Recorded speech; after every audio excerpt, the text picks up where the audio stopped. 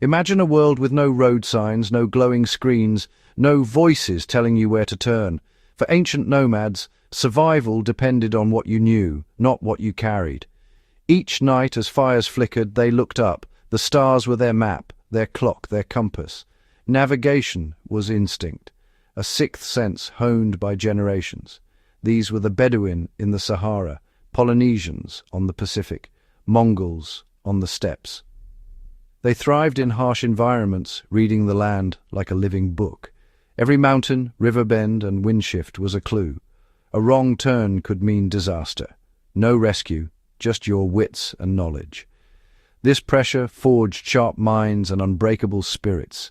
They trusted instincts, learned from centuries of trial and error. It wasn't just about travel, it was about harmony with a wild, unpredictable world.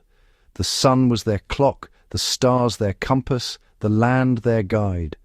These skills aren't lost, they're dormant, part of our shared heritage.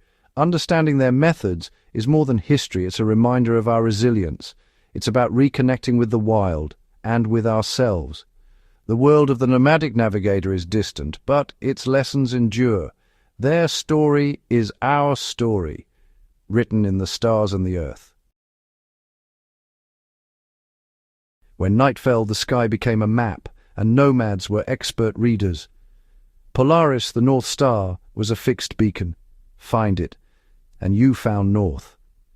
The Big Dipper pointed the way. In the south, the Southern Cross did the same. By memorizing these patterns, they traveled confidently through darkness. The sun guided them by day, rising east, setting west, its path marking time and direction. Shadows told the hour. A stick in the ground became a compass. Even on cloudy days, the sun's position could be found with simple tricks. The sky was their GPS, free, reliable, and always above. These methods were simple, but they meant survival. The stars and sun were tools for those who knew how to look. The universe itself was their guide. The land was a living map, full of clues for those who could read it. Nomads memorized landscapes, unique peaks, bends in rivers, lone trees became waypoints. Rivers were highways, their flow a liquid compass. Plants and trees told stories. Moss on the north side, certain species marking water or elevation.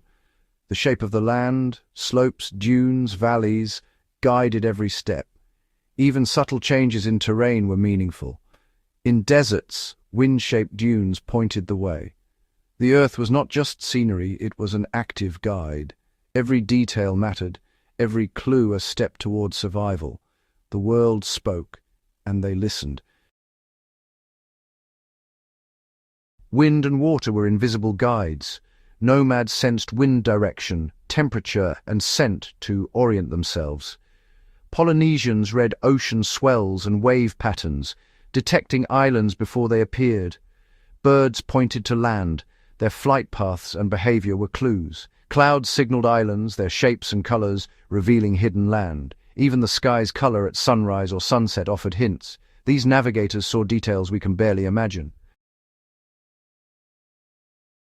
The greatest tool was the mind. Nomads memorized vast mental maps, rivers, mountains, stars, and stories. Knowledge was passed down through stories, songs, and chants, each a coded guide. Learning was lifelong, immersive, and vital for survival. Memory was a living library, accuracy a matter of life and death. Oral tradition bonded communities, connecting them to ancestors and land. Knowledge was shared, not hoarded.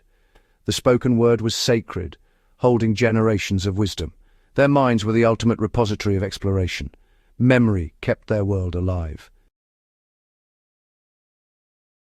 Ancient navigators were innovators, crafting tools like the astrolabe and sunstone. Written guides described coastlines and hazards, but mindset mattered most. Courage, calm, and resourcefulness were essential. Today we rely on technology, but what have we lost?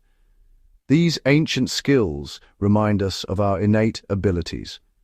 Learning to read the world sharpens our senses and confidence. Even if technology fails, the human mind remains our greatest tool. the wisdom of the ancients still guides us, if we choose to listen.